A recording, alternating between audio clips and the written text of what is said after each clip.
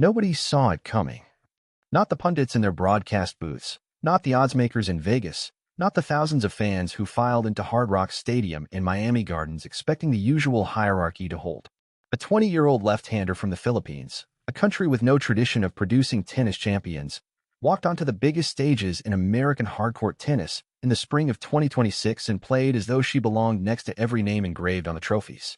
Alex Eala did not just compete against legends. She dismantled them. And in doing so, she forced an entire sport to sit up and reckon with a story that none of the old playbooks had prepared for. To understand the magnitude of what Eala accomplished in the opening months of 2026, you first have to rewind the clock and stand in her shoes 12 months earlier. In March of 2025, she was a 19-year-old wildcard ranked number 140 in the world, walking through the gates of the Miami Open with about as much expected impact as a warm breeze off Biscayne Bay. She had the resume of a junior champion, a graduate of the Rafa Nadal Academy in Mallorca, the girl who had won the U.S. Open Juniors and made the sporting pages back home in Manila. But professional tennis is a different beast altogether. Junior pedigree opens doors, certainly. It does not guarantee you survive once you walk through them. Yet in Miami 2025, Eala did far more than survive. She detonated. She opened with a solid victory over Katie Volinets, the American ranked 43rd, taking the match in 2 tight sets, 6-3, 7-6. That alone would have been a noteworthy result for a player of her ranking. But what followed was a gauntlet of Grand Slam champions that reads, even now, like a scriptwriter's fever dream. In the round of 64, she met Jelena Ostapenko, the 2017 French Open champion, a woman whose ball striking can vaporize opponents when her timing is on. Eala won 7-6, 7-5, outmaneuvering the Latvian in 2 razor-thin tie-break adjacent sets by staying disciplined from the baseline and refusing to get dragged into Ostapenko's chaos. Then came Madison Keys, the reigning Australian Open champion and world number 5. Eala dispatched her 6-4, 6-2, and suddenly the narrative was impossible to ignore. A walkover from Paula Badosa, who withdrew injured, sent her into a quarter-final against the second seed, Iga Swiatek. 5-time Grand Slam champion. Former world number 1. The most dominant clay courter of her generation and a force on every surface. Eala beat her 6-2, 7-5. The scoreline demands a second glance. She did not sneak past Swiatek. She outplayed her.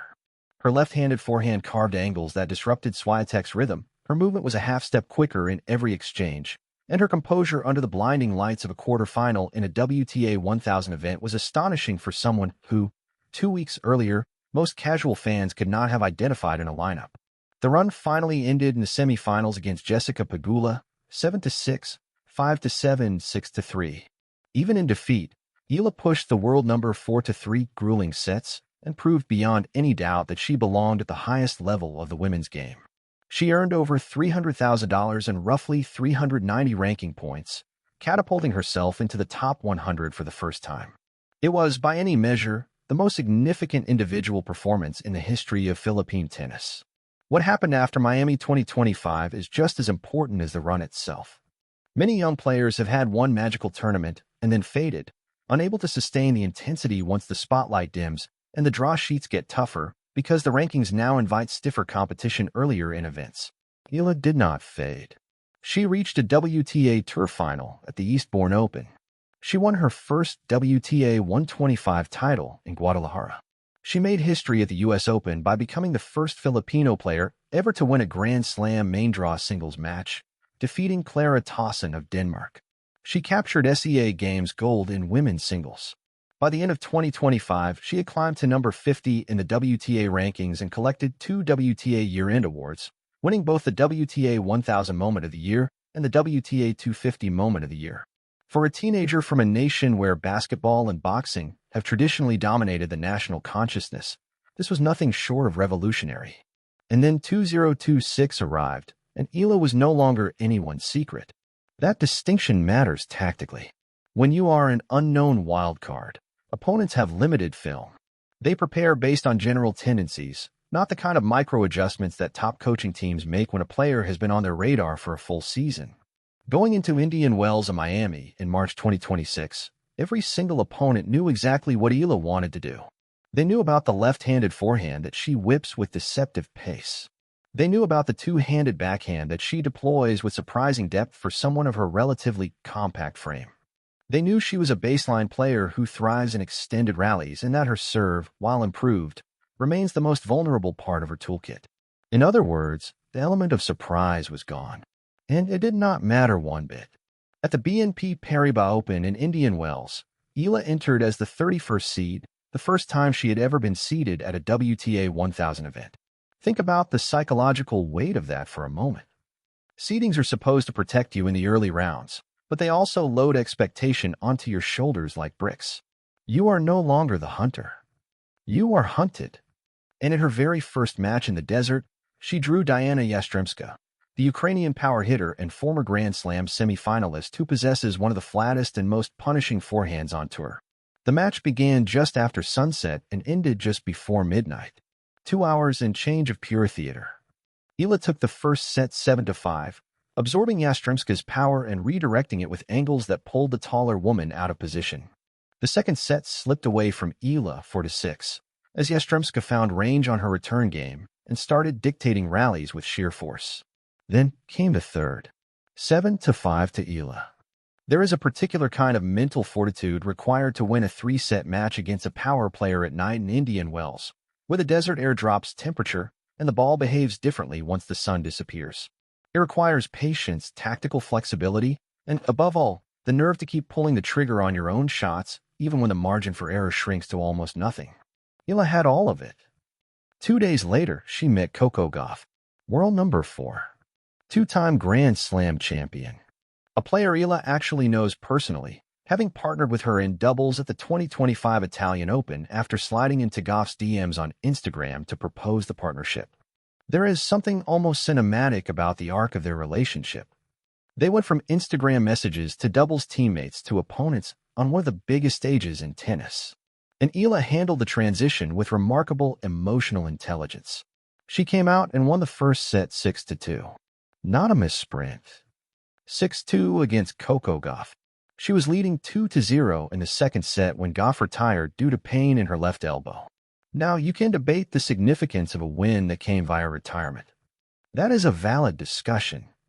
But what cannot be debated is the quality of Eala's tennis in that opening set. She was dominant. Her ball placement was surgical. She was picking corners and changing pace with the instinct of a player who has been doing this for a decade, not someone who cracked the top 50 less than 6 months earlier. Gauff was not playing badly. Eala was simply playing at a level that did not leave room for the American to establish any rhythm whatsoever. Eala's run at Indian Wells ended in the round of 16 against Linda Noskova, the 14th seed, who delivered a clinical 6-2, 6-0 lesson. That kind of result stings. It stings badly. But within the context of what Eala had already accomplished in the fortnight, it served more as a reminder that her game still has gaps to close rather than evidence that her rise was illusory.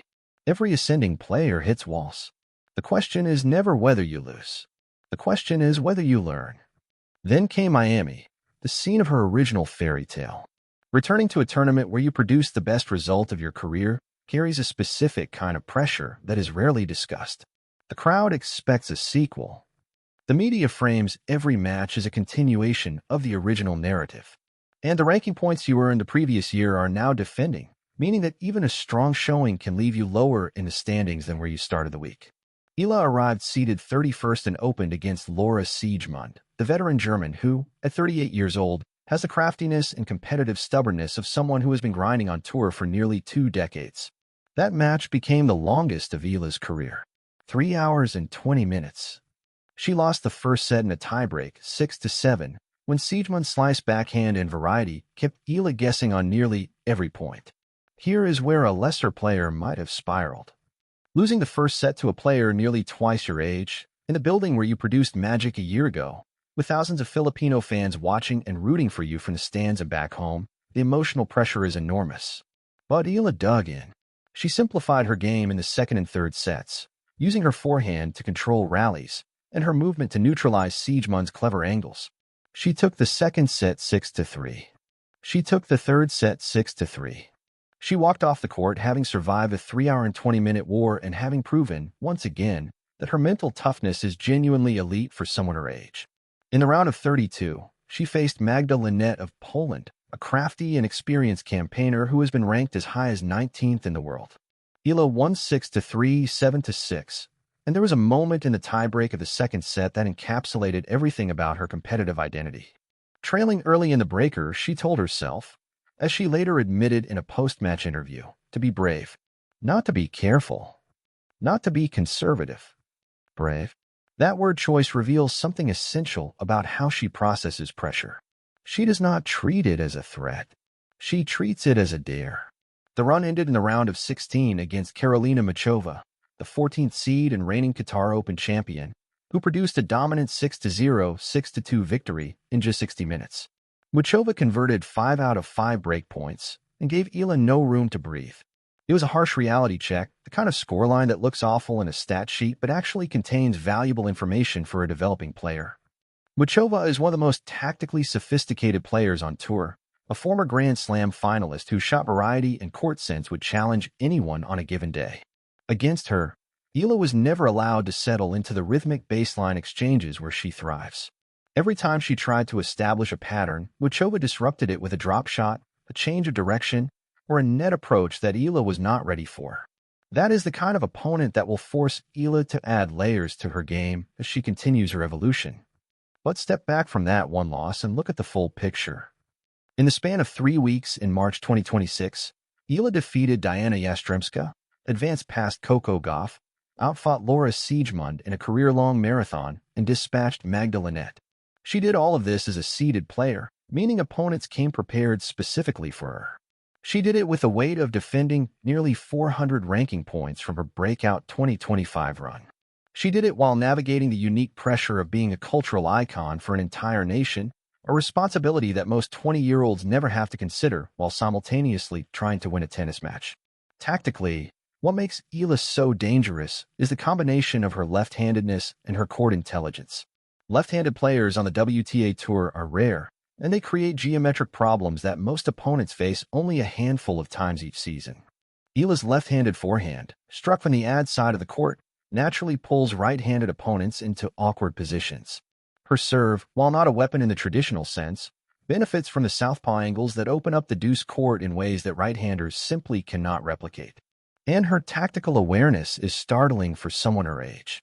She reads patterns quickly, adjusts mid-match better than many players ranked above her, and has an ability to absorb pressure and then redirect it back at opponents in the form of precise, deep ground strokes that land with metronomic consistency just inside the baseline.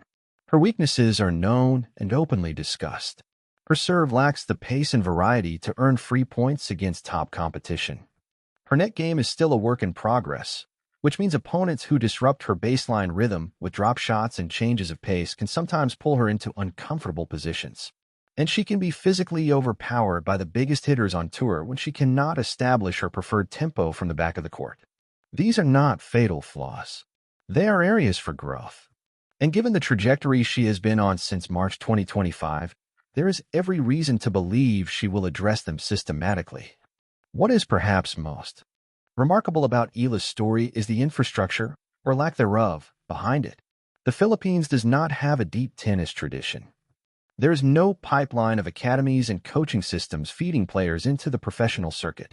Eala's family made the extraordinary decision to send her to Spain at age 12 to the Rafa Nadal Academy in Mallorca, where she spent 6 years training alongside international talents before graduating in 2023. She left home at an age when most children are just beginning to navigate the complexities of middle school. She lived across the world from her family, immersed in a culture and language that were not her own, all in pursuit of a dream that had almost no precedent in her country's sporting history. That sacrifice, and it was a sacrifice shared by her entire family, is the foundation upon which every victory is built. Now sitting at a career-high world ranking of 29, achieved on March 16, 2026, Eala is the highest-ranked Filipino in WTA Tour history.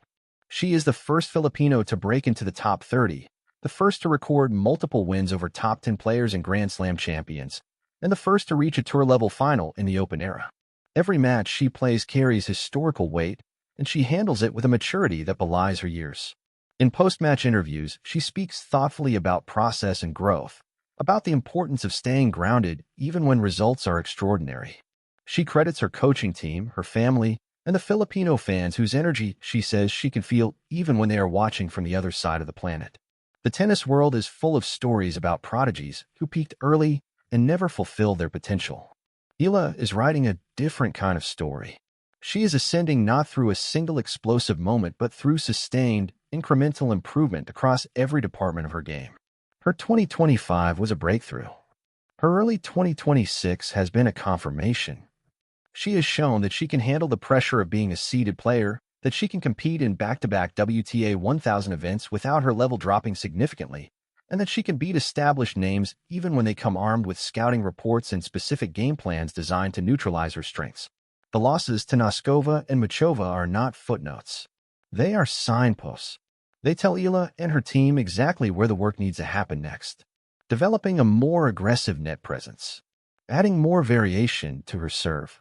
Building the physical capacity to sustain her best level across 3-set matches against the strongest ball strikers on tour. These are solvable problems. And if the past 12 months have demonstrated anything, it is that Eala and her team solve problems with remarkable efficiency. When she left the court in Miami after the Machova defeat, she did not hang her head.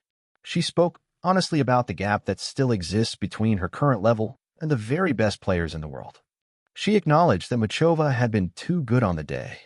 And then she said something that captured the essence of who she is as a competitor. She said she would go back to work. No excuses. No deflection. Just an acknowledgement that the climb continues and that she is willing to put in whatever it takes to keep ascending. There is a particular quality that separates the players who briefly flicker near the top of tennis from those who establish permanent residency there.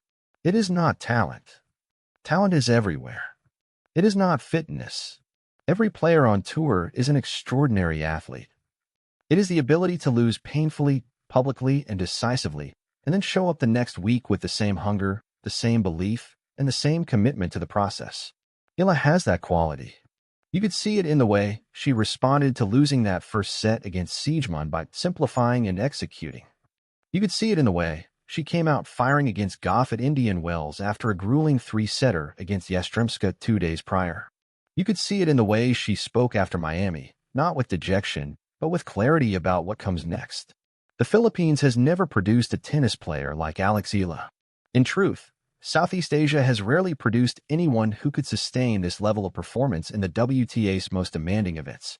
She is charting territory that has no map, building a legacy that has no precedent, and doing it all with a composure and self-awareness that suggests the best chapters of her story are still ahead. She entered 2025 as a wildcard nobody expected. She entered 2026 as a seeded player everyone respects. The question that hangs in the Miami air now, as the season stretches toward the clay and grass ahead, is not whether Alex Eala can beat legends.